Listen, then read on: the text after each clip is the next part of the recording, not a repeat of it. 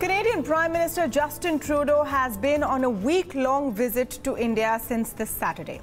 He has been seen visiting the Taj Mahal with his family, photographed at an animal sanctuary and visited Gujarat today.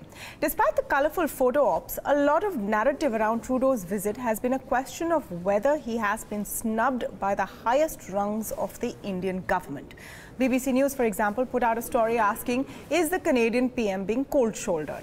Asking why the Canadian Prime Minister did not get the warm personal welcome and hug from Prime Minister Modi on arrival in India that a number of state leaders have received in the past. There was no welcome tweet either. Uttar Pradesh Chief Minister Yogi Adityanath did not meet Trudeau, and he was unaccompanied by the PM in his home state of Gujarat as well. Now, this apparent snub is being put down to Trudeau's appearance at several events hosted by pro-Khalistani groups.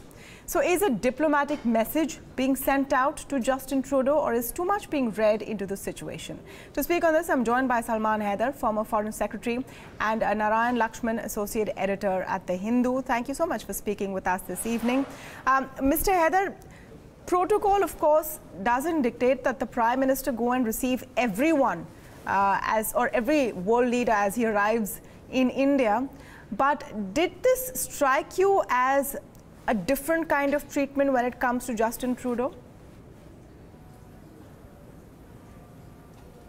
Well, there was something missing, certainly, but why read too much into it? Mr. Trudeau is, I should mention that, like his father was renowned and well known for his other informal ways, and he was a frequent visitor to India, where he had established himself very successfully. And I think that if now the present Mr. Trudeau is following in those same footsteps, it's what is important to note is that he's here, he's taken the trouble, he spent time to develop relations with India and to maintain a tempo of friendship between India and Canada. Well, you're right that is, what is important, what comes out of the visit at the end of the day. But Mr. Haider, the fact is that he will be meeting Prime Minister Modi, at least officially, only by Friday. He's been here, he would have been here for nearly a week by then in Uttar Pradesh. The Chief Minister, Yogi Adityanath, did not meet him. Though, of course, now Captain Amrinder Singh has said he will accompany him to the Golden Temple. Does it bring a chill into relations between the two countries? It's an issue, it has been raised, it's been talked about, and will continue to be talked about.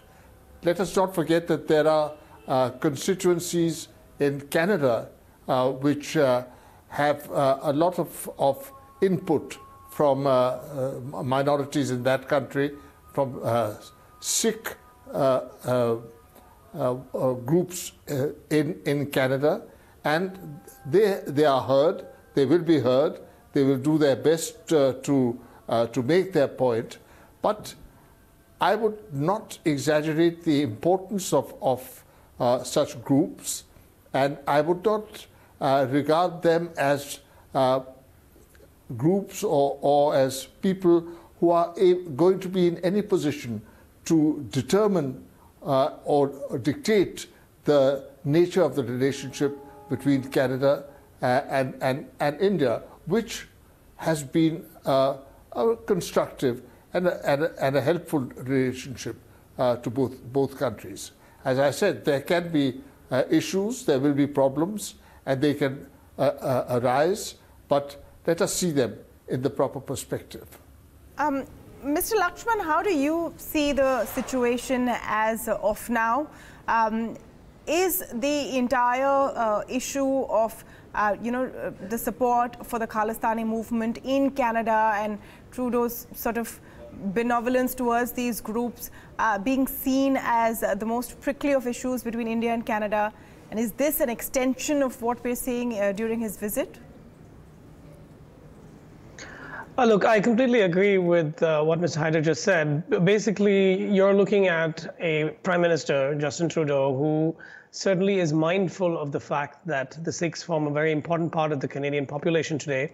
And within them, that has to be emphasized. It is not that all Sikhs in Canada even are associated or even remotely sympathetic to the Khalistan cause, but there are certain groups who are.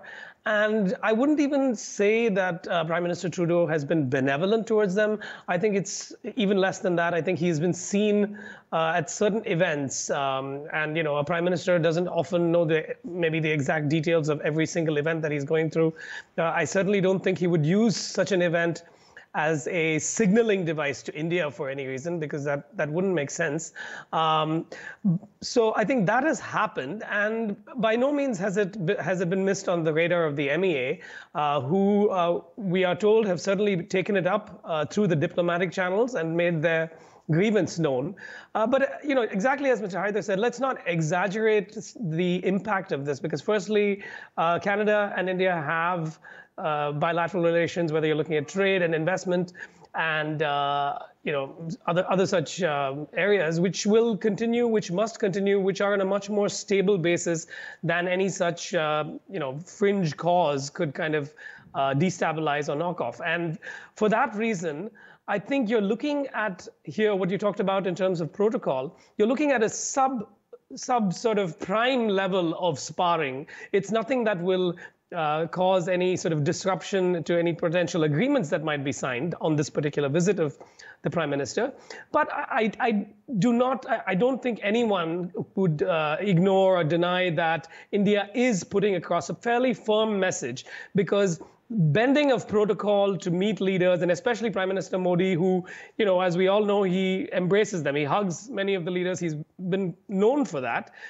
So when such displays are, have happened quite regularly, you don't see why it wouldn't have happened to a particularly charismatic Prime Minister like Justin Trudeau.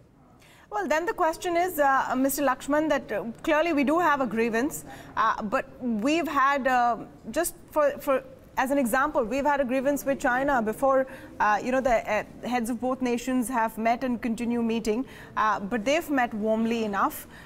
There may have been certain issues with the United States on H-1B visas or protectionism or, other such issues. Why has this one issue become so important in Canada's case? Well, look, again, the Khalistan issue is very painful. You had the airliner, the terror attack. You've had of course, it goes right back to the issue of, the whole Operation Blue Star, the anti-Sikh riots. It's very painful on all sides, and it's very much of a felt issue.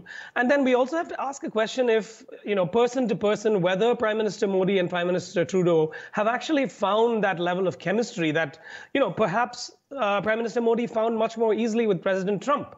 Or indeed with others who he maybe has felt sort of more of his ilk. So we could be looking at some personality level teething issues. That's a possibility. But again, I don't think that is the more important cause. I think here you've had this sort of maybe even unwitting message, or maybe sort of an unintendedly strong message coming across on the Khalistan issue from Canada. But at the same time, you're having this rather soft message being put across, soft but firm, I would call it, to the Canadian delegation here that, look, we have not forgotten what happened last year when you attended last April, the Khalsa Day parade. And it was associated with certain Khalistan elements. And there's also been talk of Indian officials being banned from a number of gurdwaras. And in fact, I believe that started in Canada, but went on has spread to several other countries. So it is certainly a vector of some discomfort for the MEA. And I think this is maybe their attempt to push back, but not too hard. Push back just enough to get the message across. So, Mr. Haider, in this context, how do you see the Punjab Chief Minister, Captain Amrinder Singh's announcement a few hours ago? He actually tweeted out saying that he's looking forward to meeting Justin Trudeau and he's going to be taking him to the Golden Temple. Is that very significant? Because there was some lack of clarity over whether they would meet or not. I think it is significant, not,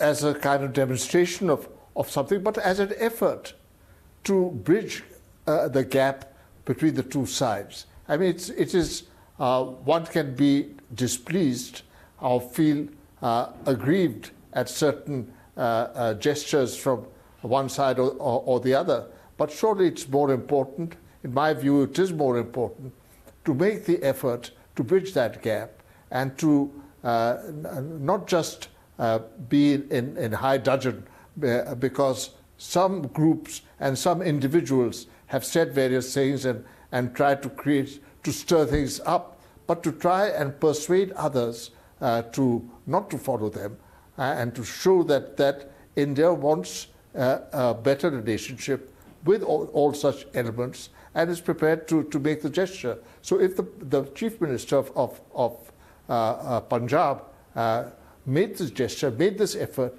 I think he needs to be applauded. All right, and we'll wait and see what happens when Prime Minister Modi and Justin Trudeau do officially meet later this week on Friday. Does that hug emerge or not is something we'll be waiting and watching. Thank you so much, Salman, Haider and Ms. Lakshman for joining us this evening.